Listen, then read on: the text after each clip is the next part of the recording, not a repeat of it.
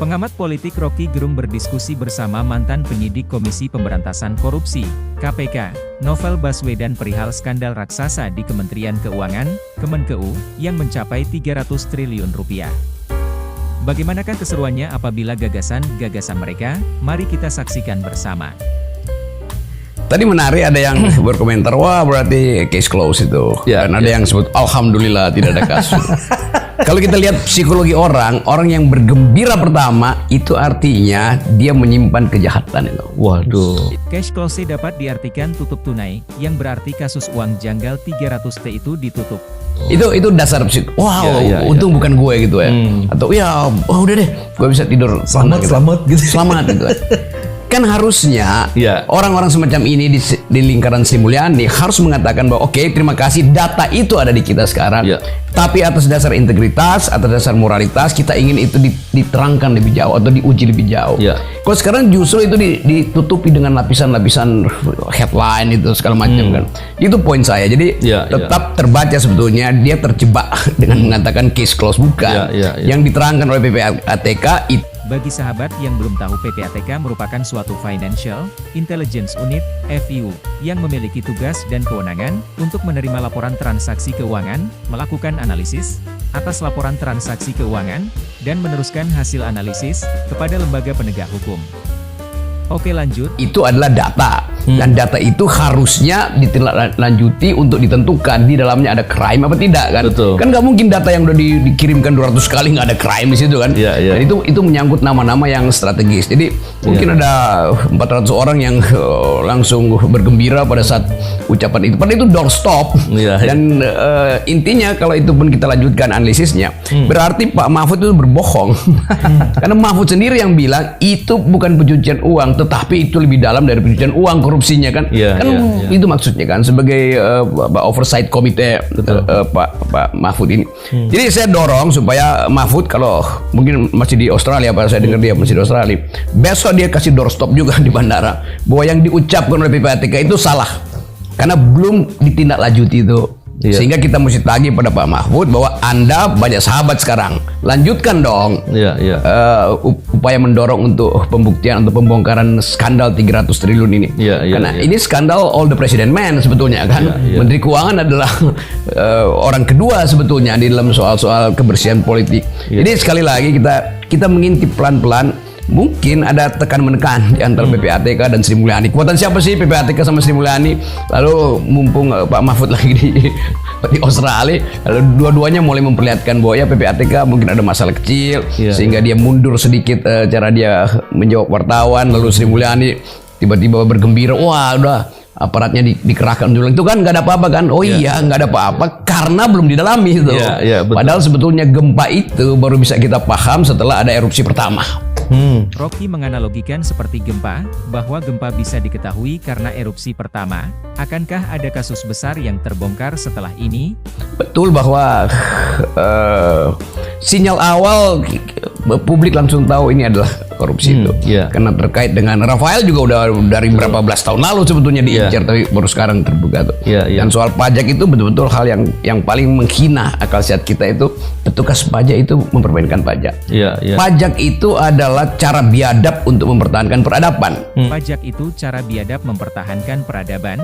Dengan cara biadab kita bayar pajak untuk anak tetangga, bisa sekolah dan nutrisinya tercukupi.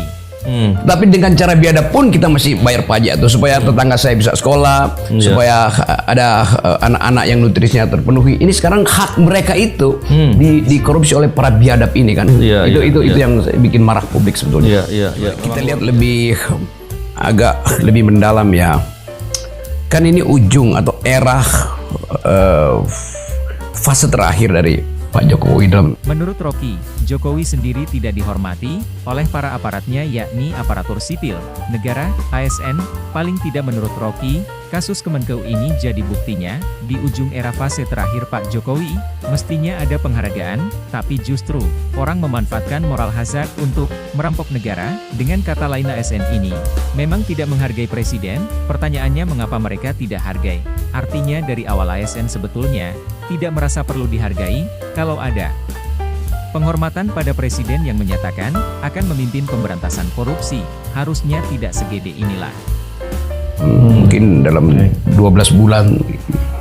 Dan mestinya ada penghargaan pada beliau kan. Iya, iya. Tapi justru di era di ujung ini orang memanfaatkan moral hasad untuk merampok negara tuh. Jadi dengan kata lain ASN ini memang nggak menghargai presiden tuh. Pertanyaannya kenapa dia nggak hargai itu? Ya. Artinya dari awal sebetulnya ASN merasa ya memang nggak perlu dihargai. Kalau ada penghormatan pada presiden yang menyatakan akan memimpin pemberantasan korupsi itu, mestinya nggak segede inilah kasus itu kan. Tapi saya menganggap bahwa kegagalan Pak Jokowi, dia selalu bicara tentang infrastruktur.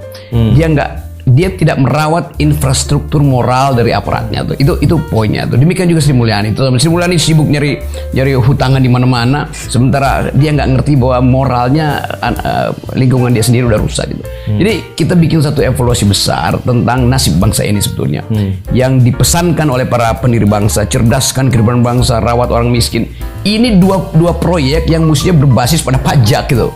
Nah itu yang nggak terjadi itu. Yeah. Lalu apa reaksi Pak Jokowi? Mestinya dia panggil menteri, semua menteri lah, supaya nyatakan ini sebagai darurat nasional sebetulnya, darurat moral nasional minimal tuh. Karena ini jadi omongan sampai anak SD kan. Iya.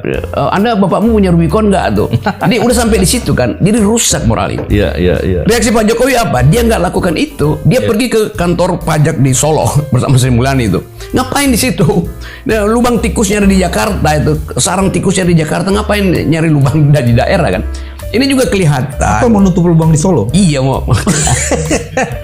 Itu gorong-gorongnya nyatu. Jadi kelihatannya mau kasih pencitraan aja tuh kan. Itu kan orang ngapain sih? Iya, iya. Lakukan dong sesuatu atau kasih public address itu. Sementara ini nggak ada. Jokowi nggak kasih public address. Padahal ini kalau di Amerika Latin udah tumbang presiden tuh isu beginian, atau di Filipina atau di negara di mana moral itu langsung mengganggu, langsung ya di-impeach, atau hakim Mahkamah Agung kemarin siapa yang meng-impeach presiden itu kan, Pakistan apa di mana tuh. Jadi kenekatan kita sebetulnya sekarang harus kita maksimalkan, bahwa nggak bisa ini dilanjutkan. Nah ini semua kita bebankan pada kawan kita yang namanya Mahfud MD itu, yang juga sebetulnya ya kalau kita bilang berarti Mahfud dipermainkan dong oleh PPATK tuh. Berarti data yang masuk ke Mahfud lain dengan data yang masuk ke Sri Mulyani kan. Kan Mahfud dapat data pertama itu karena dia fungsional ex officio, harus tahu itu, dilaporkan, maka Mahfud punya keberanian moral untuk mengucapkan bahwa ini potensi korupsi itu. Bahkan dia sebut di situ bahwa ini lebih bahaya dari pencucian uang itu ya biasalah, tapi ini lebih dari itu. Lebih dari itu. Yaitu ini ada korupsi yang bahkan struktural di situ kan. Jadi selama ucapan itu tidak ditarik oleh Mahfud, kita anggap bahwa Mahfud berbohong gitu. Yang benar PPATK. Nah kita betul-betul kita mau konfrontasi aja kan, atau bahkan kita provokasi supaya Pak Mahfud itu doorstop pertama ucapkan soal ini, karena ini menyangkut nama baik dia.